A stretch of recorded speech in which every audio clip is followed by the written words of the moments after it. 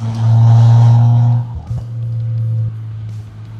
there, welcome to Driving with Jonny. I'm Jonny, and this is my 2024 Toyota GR Corolla. I love this car. Why do I love it? Why did I buy it? Well, I bought it specifically because I love how it drives on this road. Literally, the road you see behind me, that's why I bought this car, because this is real close to my house. The thing is, a couple months after I bought that car, Toyota released this. And this is the 2025 Toyota GR Corolla.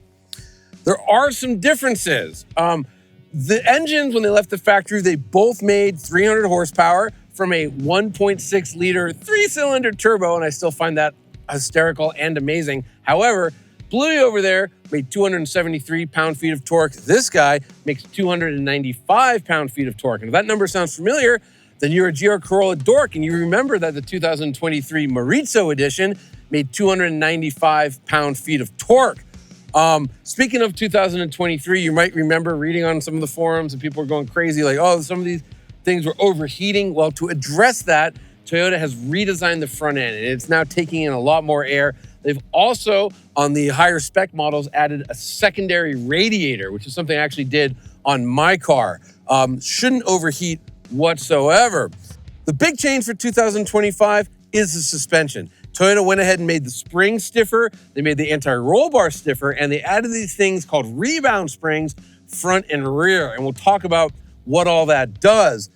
The question becomes, should I be mad at Toyota? Should I be angry at the fact that just months after I started making payments on this guy, they released this guy? Also, and there's no nice way to say this, but I said, hey, Toyota, I want a manual 2025 GR Corolla. And they said, no, it's an automatic, because now you can get an automatic. Back then you couldn't, now you can. I said, I don't want that. I really want a manual, apples to apples.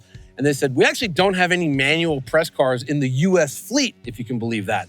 Automatic only. So apple to pear?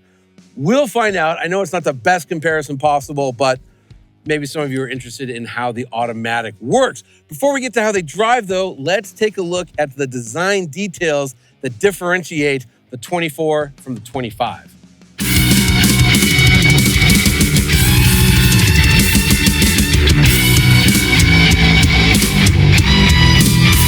Driving with Jonny!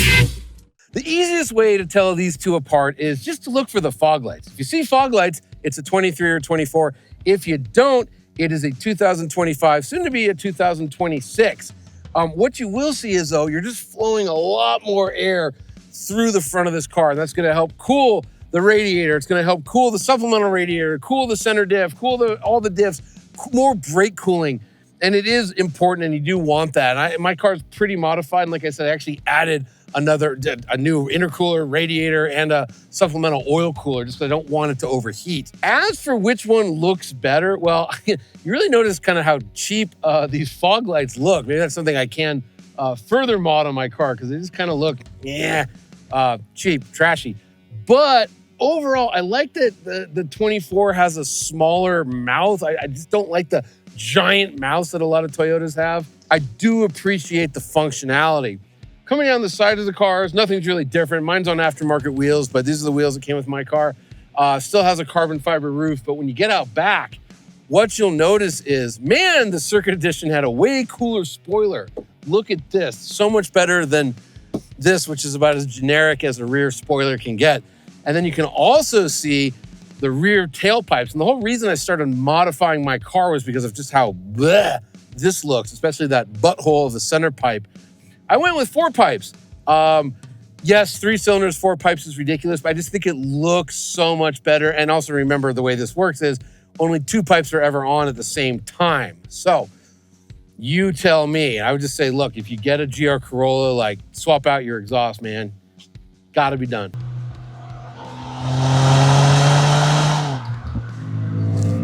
It does have a launch mode. I would say don't bother.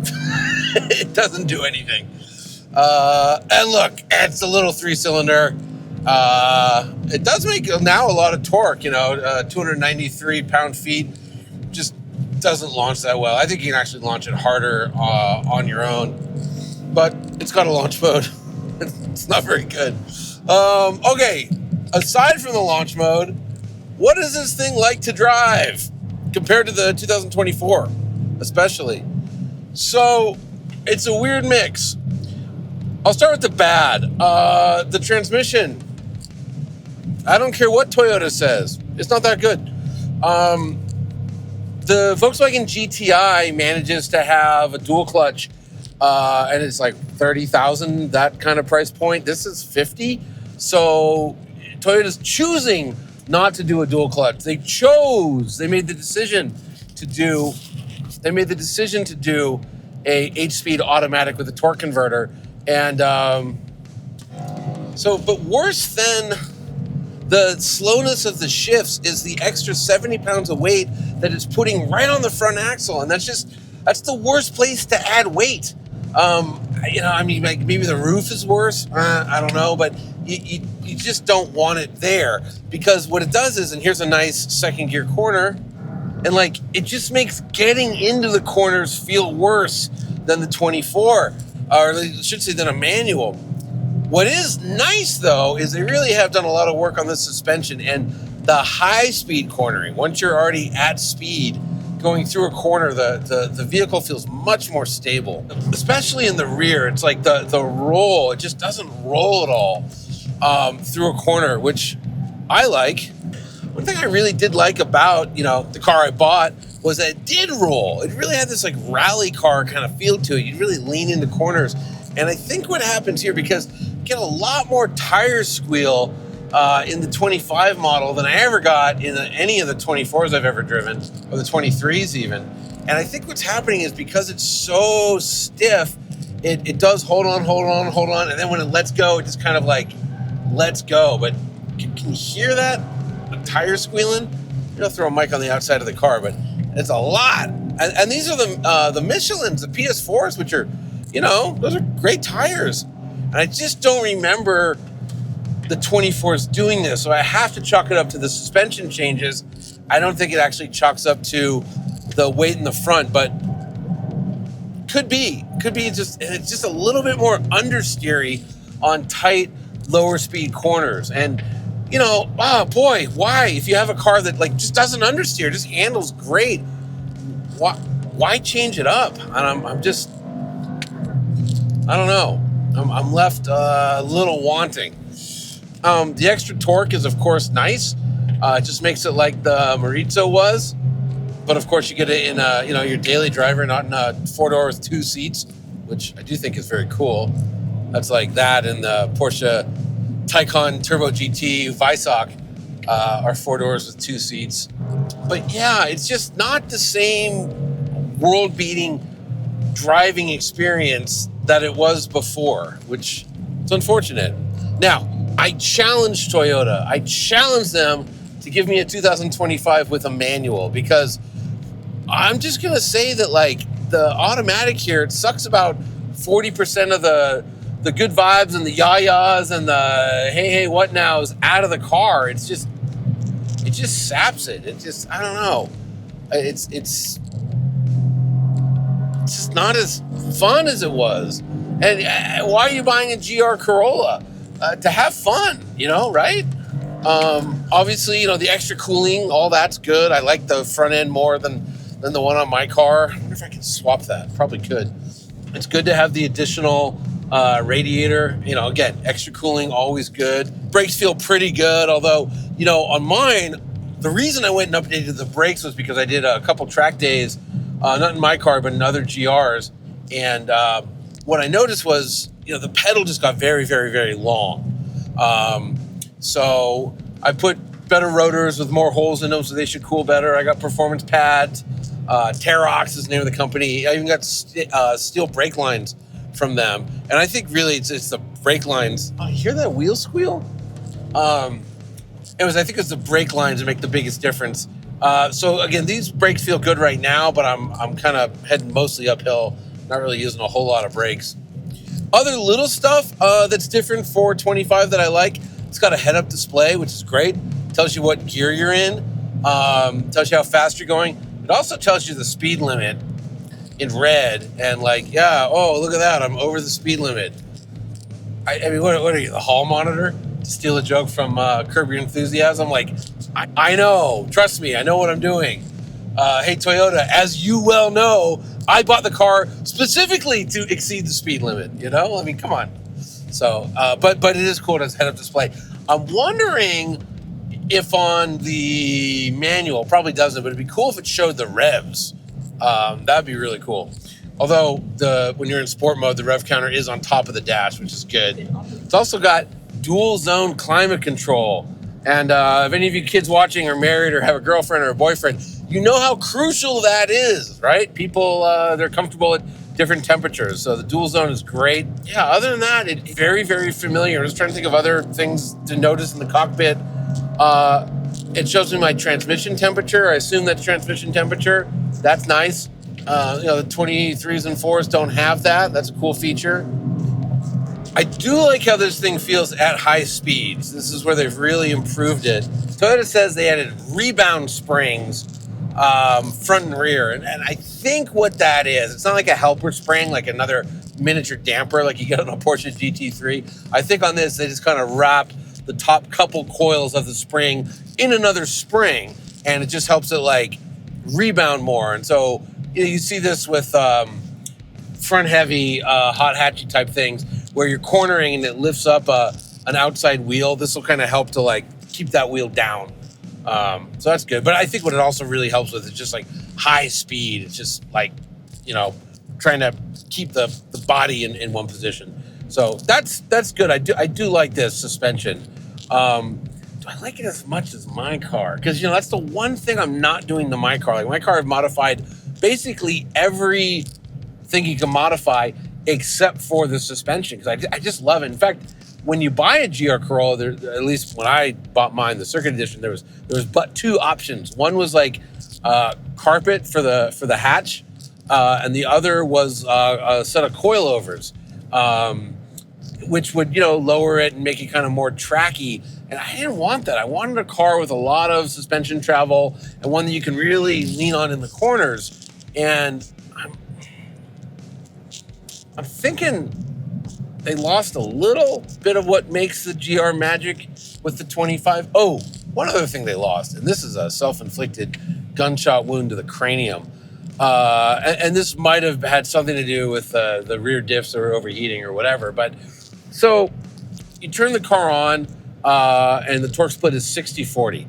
And then you push this button right here, and torque split goes to 50-50. And then you twist this knob in the 24, and it goes to 30-70, which is awesome, especially if you add more power, because as you're adding more power, you're getting more torque steer. So if you can reduce the amount of torque going to the front wheels, great. They got rid of that. So now it starts in 60-40. You push it, and it goes into this mode, which is 50-50 default. And based on what you're doing, the computer decides it can, I believe, just go to 30-70. I don't think it's doing like, 51-49 or anything, but it'll make that decision, not you, which I don't like.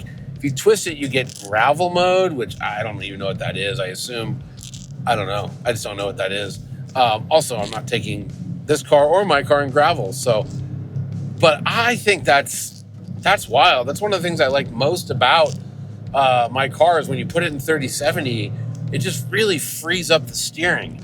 And you never get, especially here with the automatic with the extra weight on the front axle, you just never get that like loosey-goosey, kind of like Subaru STI steering feel. It just feels a little heavy, a little over-boosted. Yeah, I don't know. I think it's a big mistake.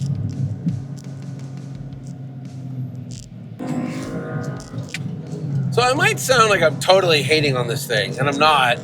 I don't intend to be. It's just that,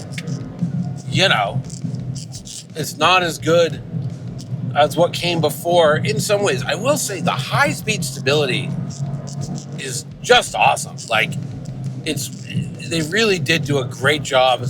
You really feel it, especially on the rear end. So, yeah, I bet if you're like doing track day type stuff, this would be kind of a major step up. I really think you want the manual. I will beat that dead horse until it's dead. But like, yeah, And all that suspension stuff, it made the ride worse. Not that the GR Corolla is known for its great ride, but it's noticeably stiffer in this vehicle. And, I get asked a lot, like, why didn't you buy a Honda Civic Type R? They made it too stiff. The generation before, so like the 10th gen one, the first one we get, that thing was basically perfect. There's no way to really improve it. It was just great. It would hang with supercars, kind of like this thing does. And then for the 11th gen, it's just stiffer. It doesn't drive any better, but it's like noticeably a worse ride. And I just didn't want that. I liked the way this rode better, and I liked all the leany stuff it did back in 2024. And so I think with this kind of, I don't know, just not even a mid-cycle, like first cycle refresh of the GR Corolla, it's admirable that they're keeping at it and they're tuning away. But yeah, it's like, I just think they sort of, by trying to make it more of a track car, they took something away from like a really terrific, world-class, world-beaten street car, And also, and I think it's the automatic, but that initial turn-in is it's just bad. Not bad. It's just not as good as it should be. Could be, as it was. Thing is quick, though. Yeah. Before I get to the conclusion, I'm just going to say Toyota, and I'm talking about Toyota USA specifically. I challenge you. Get a 2025 GR Corolla with a manual and put it in the press fleet, because I want to see what that's like. I really do. This is the second 25 GR Corolla I've driven that's automatic only, and Toyota's only ordering automatics for the press fleet. I think, look, people just don't buy a lot of manual transmission cars. Toyota is a volume manufacturer. They want to sell a lot of cars, and so they put the automatic in, because they want to sell more GR Corollas, and that's what they're really trying to advertise. But the manual, let me have at it. Come on, give it to us. You still sell it. It's still the base car. I think what I should do is drive my blue car right there, just real quick. Oh yeah. Oh, I really like my car. The manual is just the way to go. I'm just gonna say it.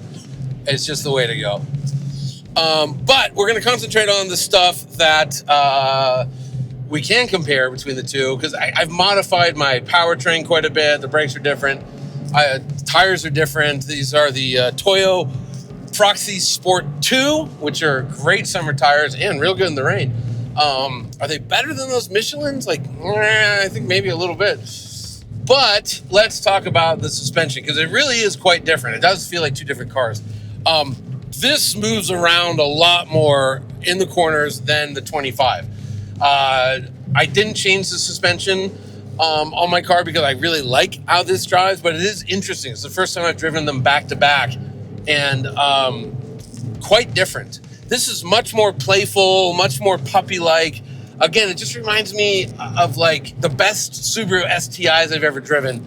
It has that kind of feel. It moves, it takes a set, and I like a car that takes a set. Whereas with the 25, the stability through corners is remarkable. It really is very good at doing the high speed stuff. And like I said, I think that would pay off more on a track than it does here. I'm really enjoying how this car, I don't want to say moves around, because it's like the tires aren't moving around, but like the body's moving around a little bit, and it's okay. It's I don't know, it lets me know what the car's doing. And then when you get to the quote unquote limit, it doesn't go away as quickly as the 25 does. It's kind of a more progressive getting to the limit. For what I do with the car, for the way I drive this thing, I really do prefer the older suspension, but I understand why they did what they did. And I think it gets back to what I was talking about with the Civic Type R. It's like, well, everything's great, let's make it stiffer. And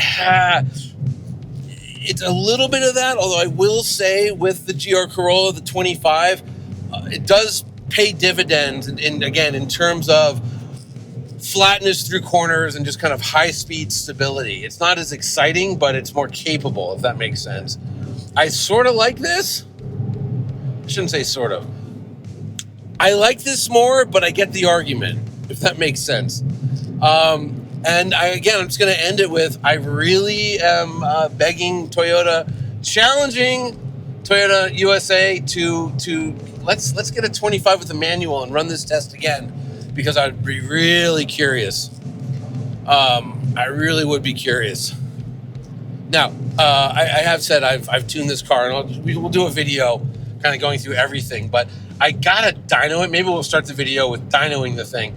But the 25 is making 300 horsepower and 293 pound-feet of torque. I believe my car is making like 360 horse, 375, all sorts of power, all sorts of torque. I don't know, but it feels much quicker. And I know it's making more power. So we'll get into that. But yeah, I think I know, and I think you guys know from watching how I'm going to conclude this one. But let's go through the motion, as they say, stand up and do a proper conclusion for the 2025 Toyota GR Corolla Premium Automatic. Oh. Oh, I love my car. In conclusion, this one is not nearly as cut and dry as it was in my head.